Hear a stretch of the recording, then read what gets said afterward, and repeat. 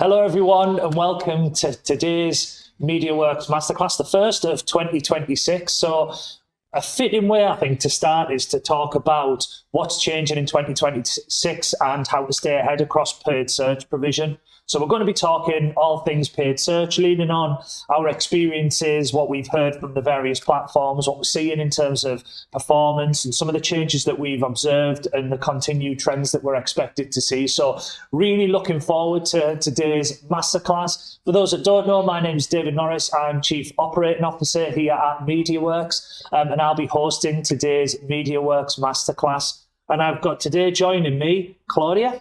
Yeah, so I'm Claudia, I'm paid search consultant at MediaWorks. Fantastic. And hi, I'm James. I'm paid media director here at MediaWorks. Thank you. So, as I say, we've got a range of slides, content, etc., that we'll be sharing, and we might have time at the end for question and answer. So, I say by all means, fire any questions in. If we don't get to them throughout the session, we can obviously pick them up at the end and pick them up throughout the day and write written responses into the chat, or alternatively email responses as well. So I think the place to start for me, James, has been around, we've been talking about this, I think from a consumer perspective, we're all seeing that user behaviors are changing, and changing considerably, and they have been changing over a period of time. And I think when I think about our own consumption patterns as individuals, we probably weren't using potentially things like ChatGPT and AI mode, etc., over the last, if we did this session this time last year, to the level that we're using it right now. And I think the whole process around consumer search behavior has definitely been fragmented. Yeah, I think this year particularly, or this last year, I suppose particularly, has seen like a real acceleration in and evolution in terms of how people are using the different platforms that they have at their disposal. We've seen sort of what used to be a pretty linear search. Search is the function that you use for a bit of discovery, but also for all the way through to sort of purchase and high intent stuff. That journey has sort of fragmented. You've got players in the market like your LLMs, your ChatGPTs, etc., which really are becoming that sort of first point of call, that recommendation, that questioning, that early touch point, product comparison style early part of the journey. It's more conversational, obviously, how you use them, and you get recommendations and that sort of thing. You've got your social media platforms, which have all been going down every one of them in a different way has gone down a big explosion of trying to get product discovery. It's about their discovery platforms, really. People are using them that way. You've got short form content driving people that way. So it's really about that early stage of the funnel. And then you've got other platforms like for niche product searches, people probably don't use Google or stuff anymore. They might go to just an Amazon or something if you know where you're going to get your direct purchase, etc. So the journeys have fragmented, and you can see with some of the stats on screen that like sort of 80% of people, 20% of people have changed their primary search function. But so you can see like there's a lot of change within that dynamic, and really it's as the market changes, us as marketers have to make sure that we are continuing to expose our product, our brand across all of these different networks, and understand that the journey isn't what it was maybe a couple of years ago. Yeah, and I think I always go back to sort of Google's article on messy middle that came out about 3 years ago now, and it's like, even since then, the way that this has changed has been quite considerable, and they would talk about sort of an impetus and then an output and action and all of the different ways that people would search and engage with different content around that purchase decision-making piece. And I always think it's really interesting when you think like 29 is the average touch points per sale online. I think that for me is an incredible statistic. So I think, again, we've just downplayed and talked about how things are changing, but ultimately sort of Google still does remain the market leader. Yeah, so we do talk a lot about how things are changing, and such as ChatGPT is always quite a big topic. I think it's always worth considering that Google is still the market leader. So ChatGPT is a big player now. So we see about 885 million Google equivalent searches is what they're called per day, which puts it kind of on par with Bing. But Google, we're still talking 14 billion searches a day. So it's important to try and grow presence on other platforms, but also try not to lose like your total perspective as to where everyone is. And I think it's interesting, isn't it? Because as well, the platforms are changing, you know, and we'll talk about this as we go through the session today. But, you know, if you think about sort of that conversational element to ChatGPT, which sort of sparked a lot of interest, grew massive interest in the product, etc. We're seeing that now sort of incorporated into Google a lot more. And I know we talk about it as we go through the session today. And then at the same time, ChatGPT, advertising, etc., and that's going to have to be a way that they eat. So I think what we had was almost two ends of a scale previously. What they're all doing is actually moving towards a centre. So I think this is going to be, in my opinion, a really interesting almost arms race that we have to watch. But at this stage, I'd be saying I'm backing Google right now. I have to say, is like because I just think there's so much brand equity that people are, and integrations that we're seeing in something like Google versus other platforms. Yeah, I mean, like in that AI race in general, this like just as an anecdote, like the Meta and Google Alphabet are the biggest investors in sort of AI and that generative system. So like everybody is racing in the same direction, and we have to remember that Google has the user base and it has the data. So maybe if its solutions aren't quite as strong right now, it has a lot of data to sort of accelerate against the competition. Now, it's not saying that I don't think we're going to be in a monopoly like maybe we were years ago, but I think we can't discount the traditional platforms just because we see a ChatGPT sort of take off in the last year or so. Yeah, and I think that point on the right is massive as well in terms of Apple picking sort of Google's Gemini to run their AI-powered Siri coming this year. Like that is a massive brand hookup where you're talking about hardware versus platform, and I think the integration of those two, to me, would signal a significant sort of backing of Google, if you like. So I think there's so much to talk about there. We won't get into a tech-based masterclass or podcast of any description. I think let's focus on all things search. So that's quite a nice segue into ad platforms are changing. So for me, it's really interesting, isn't it, Claudia, around sort of how sort of Google is developing ads and its AI solutions. Yeah, so these are all quite new. So Google, of course, has been developing its AI solutions really over the past years. We've got AI overviews are the most common at the moment, but there's also AI mode. And then there's also circle to search, where you find a picture and circle it. And at the moment is still developing what the ads are going to look like in these platforms. So AI overviews, there's already ads. They can appear like above or below or within. AI mode, ads are literally just being released and they're still in beta. So kind of going forwards, the interesting thing is going to be like, what do these look like? How do we move from a conversation to an ad? How are they going to handle that?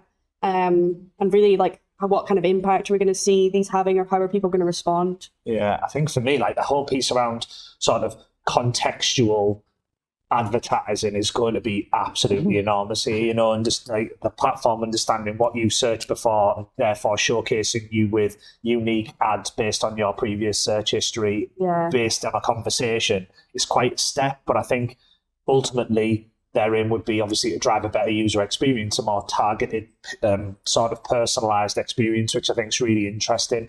But it is, isn't it? I think the key takeaway for me is you know, we weren't talking about ads in AI mode when we did this in January 2025. We're now talking about very much ads in AI mode being a massive thing, and AI mode is not rolled out fully across Europe yet by any stretch. So again, this is evolving all of the time, and I think there's so much to look at in there.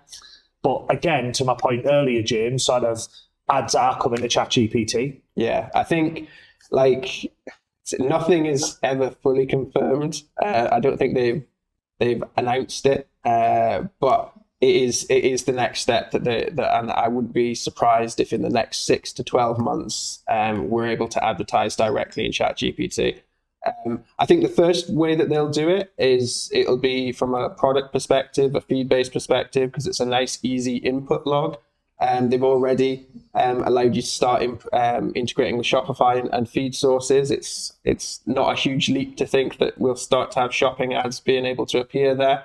And that also makes a lot of sense from an AI perspective, because you're providing a data source that the ChatGPT can then use as sort of fuel to sort of fuel the individual products. So I think there's also been things like they are hiring in this space.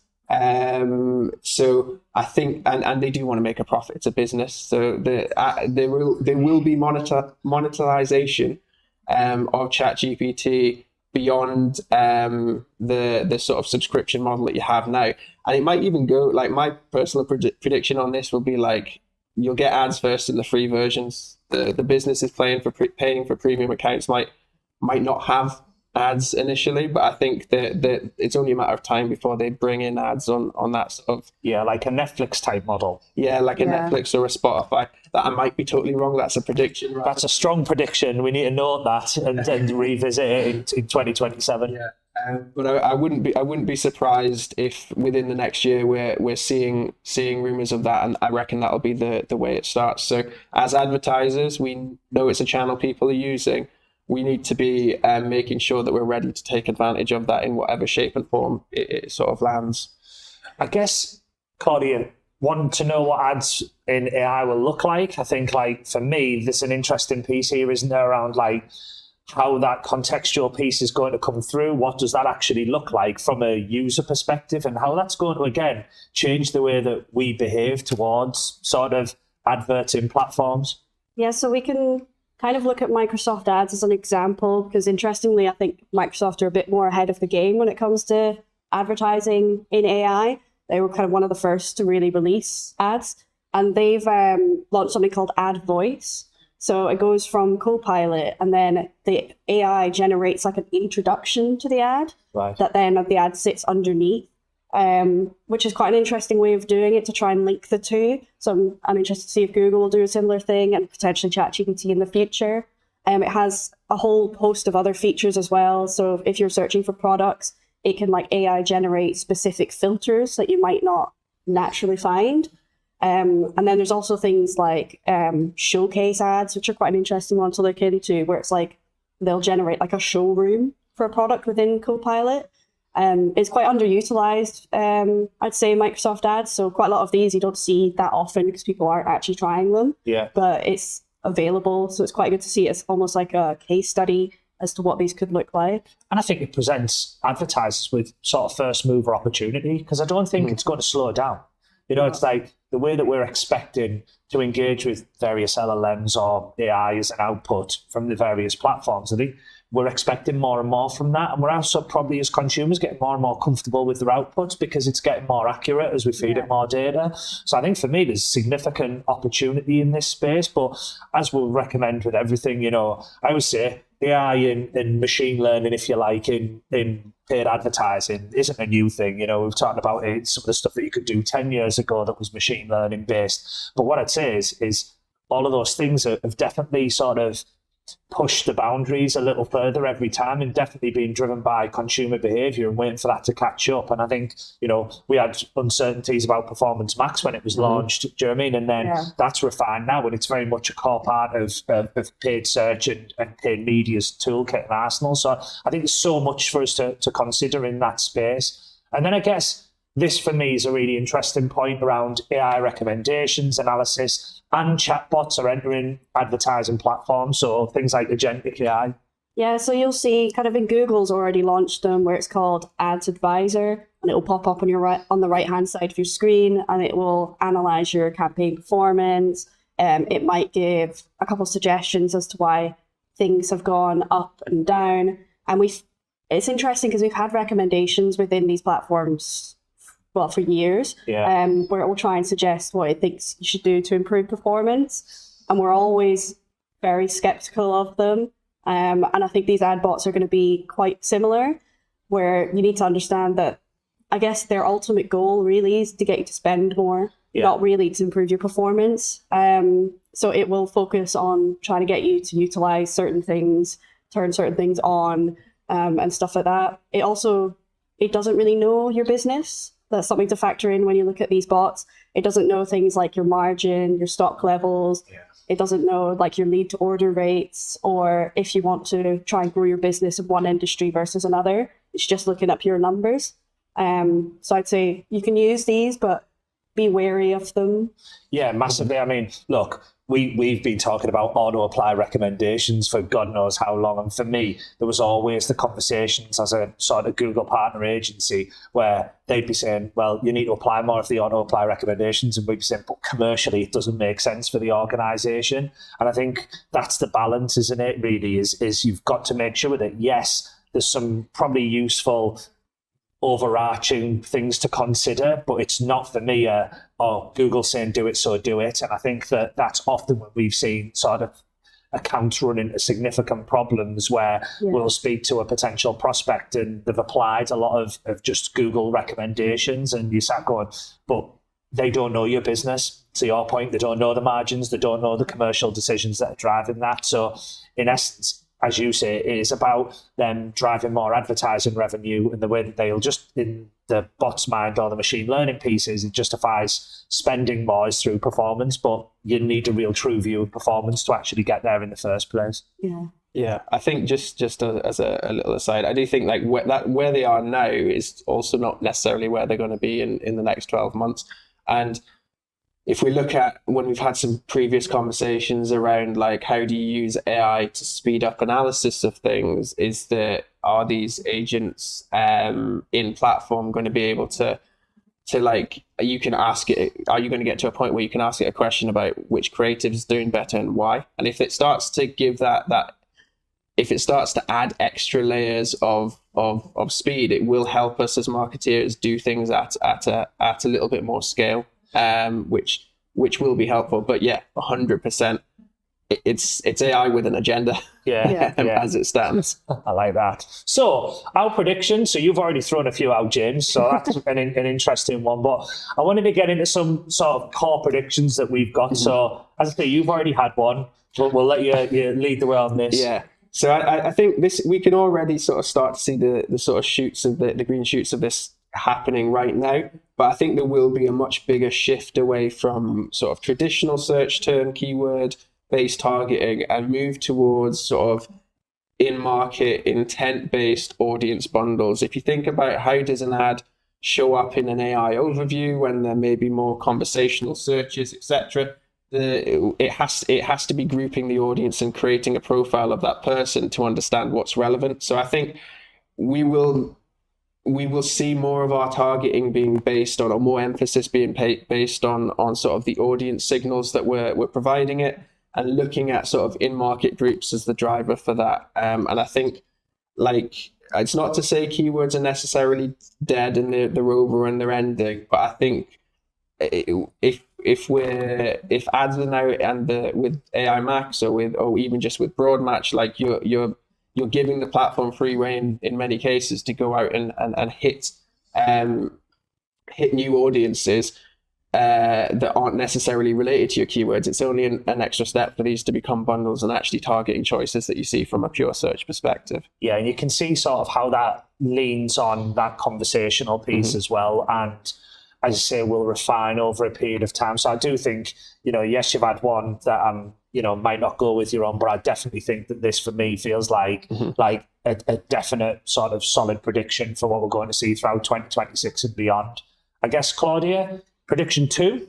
Yeah, so I think with kind of how more unique searches are going to come across as people search full sentences and questions, our visibility of where our ads are serving are probably going to decrease, because as it currently stands, you don't see a search term if it hasn't been searched by at least 50 unique people in a 90-day period. Right. So as those search terms become longer, more complex, there's going to be less chance that someone else is also going to be searching that. Yeah. So I think that's something that we're just essentially going to have to accept. However, I do expect that we will see more controls than we might expect. For example, AI Max, when that launched, it launched with more controls than we've typically seen from new Google launches. For example, Performance Max, you could barely control anything about it, like where it was serving. However, AI Max launched with being able to turn different aspects of it off, like URL exclusions and things like that. Right. And I think the advertising platforms are probably aware that because AI is involved, brands still need to control what they look like and like how they present. There's quite a few cases of AI kind of going a bit awry and putting different combinations together that don't make sense or don't align with the brand. And I think the platforms are aware of this. So I've got some more controls in place to kind of lower that risk. Yeah, I think it's really interesting to me is that control element. And I think what we're seeing there is Google learning, because as I say, I think Performance Max, etc., felt very broad. I remember when it first came in, we were like, wow, what's the control mechanisms going to be? And they have introduced some control mechanisms, obviously, around that as it's iterated. But that feels like they've definitely brought those learnings into IMAX. So, yeah, 100%, I think you can see how those controls are going to be super important in a world where, as you say, sort of visibility and search, the way we search fundamentally is going to change and become more personalized. So I think, again, really interesting point. Prediction 3. So again, paid search ads are going to become harder to distinguish. We were having a laugh about this when we were talking about this earlier this week, when we were saying, like, if you go back 4, 5, 6 years, there used to be a big thing like ad, used to be a special column almost broken out. So an ad was very visibly an ad in the Google platform. That's no longer the case. No, literally just this year, they've changed how ads display. So before, it was every ad was kind of individually marked. It was quite clear which was an ad, which was an organic listing. And then I think it was middle to the end of last year, they changed it so that it's like grouped. And it's only says sponsored once at the top, and it's just harder to see. So I think with ads coming into chatbots, LLMs and things like that, I think that's going to continue to be the case. It's probably going to be harder to spot an ad than it was before. And how that impacts performance or even just consumer perception is going to be quite interesting. And it's also going to be interesting about how organic search and paid search play off against each other, because, the motivation for Google to do this, obviously they'll say, is to serve people with the best user experience, the most relevant content.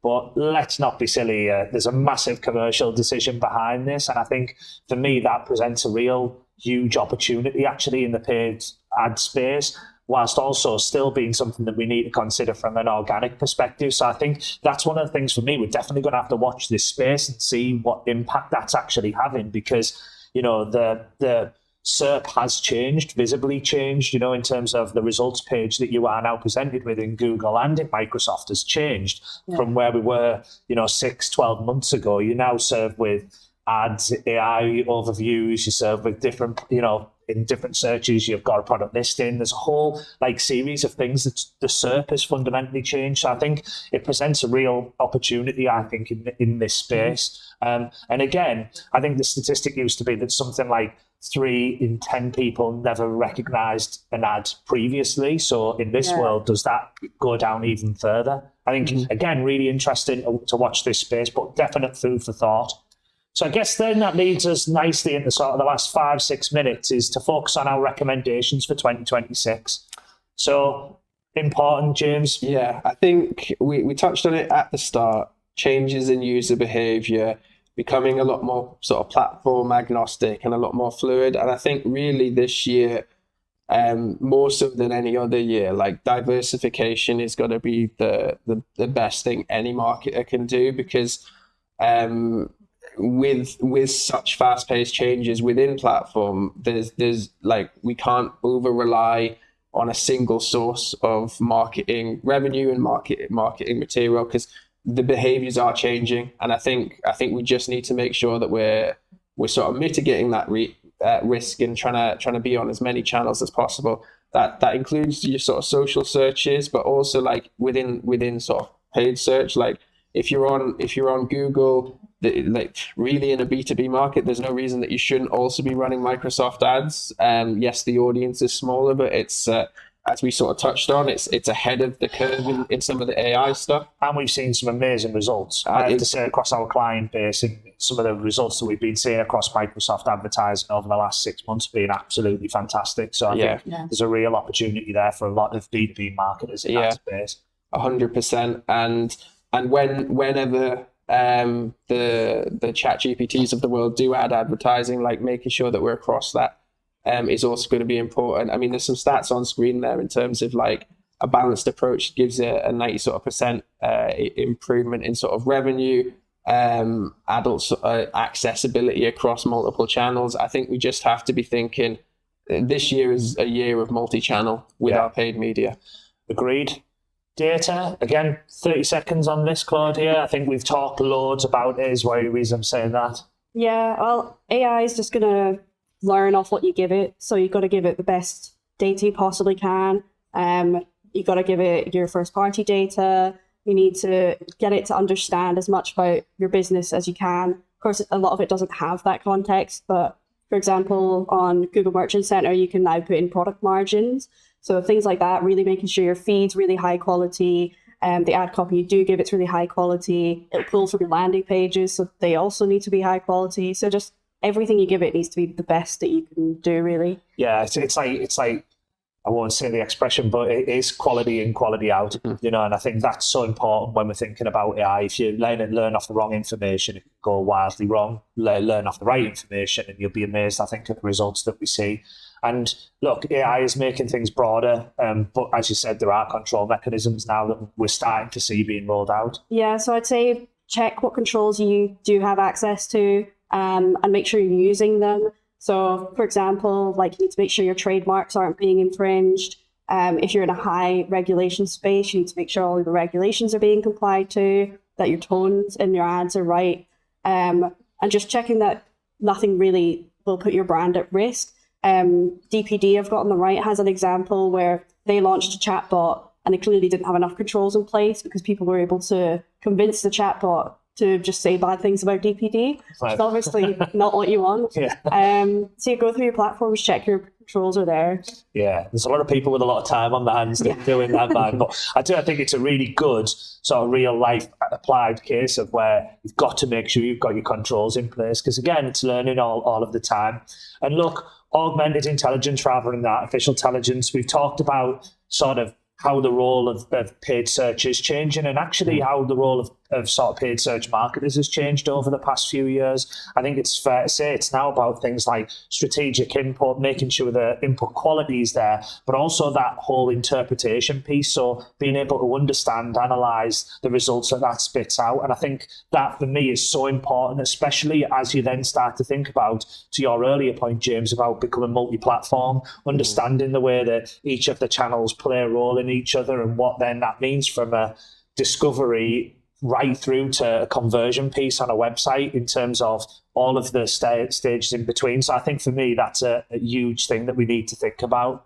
So I guess 5 key takeaways from today would be sort of diversify your channels, review your control, and be wary of AI recommendations. I think don't be scared of them, but be cautiously wary about what they are saying. And really, you have to have a deep understanding to understand, my opinion, which ones make sense for your organization. The sort of AI today. Just, again, it's all about that quality of data. Just keep focusing on improving that. CRM data is going to become even more important than it already is. So what you can do now is just making sure your data quality, your data hygiene is good. And then AI tomorrow. I think that's where we're going to get to all of the new types of ads and how consumers are going to change. I think ChatGPT ads are going to be a really interesting one. And then also how Google grow and develop their ads, because in terms of their ad formats, they're kind of actually lagging behind a little bit. Yeah. So it's interesting to see what are they going to do and how do we actually tap into that. And I think for me, we've came out in January and made some bold predictions as part of this masterclass. But what I'd say is, again, the market's moving all of the time. And I think what I would say is, though, is this is where, for me, the opportunity really sits, because I do think there are so many sort of first mover moments in this to play for. And I think that we know that sort of the better the learning, the more sort of developed, refined the accounts become, the more information they take on board, the better the performance that we see. So I think there's significant sort of performance improvements that can be had by understanding all of this. I think we always finish with a checklist for effective paid media in 2026. It's something we'll circulate as the workshop sort of comes to a close. We'll share it obviously as part of the deck and people can read through. But I think for me, it is going to be that final point around sort of test, learn and optimize has never been more important. I know we were talking about running isolated tests for a client of ours in different markets and different approaches. And I think that for me is about having that clear methodology around how you approach that test, learn and therefore optimize approach. I think is huge. Finally, I guess coming to the end of our session, what I wanted to say is if anybody does want to speak to anybody here at MediaWorks, the delivery team, and get a free 30-minute paid search consultation where we'll be able to review your industry, trends that we're seeing in your market, and really much more of a contextualized review around your specific organization, then please do click the link that will be shared in the chat and has been shared in the chat. Or if you listen to us on catch up, please do email in. We're more than happy to have a conversation and discuss what your paid search approach is for 2026 and beyond, and whether you're ticking all the right boxes or you might need additional support to do that. But thank you very much for listening in today. Thank you very much, James and Claudia, for your insights. And it'll be really interesting to do a review when we get to December to see how many of those predictions came right. So I would think quite a few. But I think so. Thank you very much, everybody. Enjoy the rest of your day and have a great weekend. Thank you.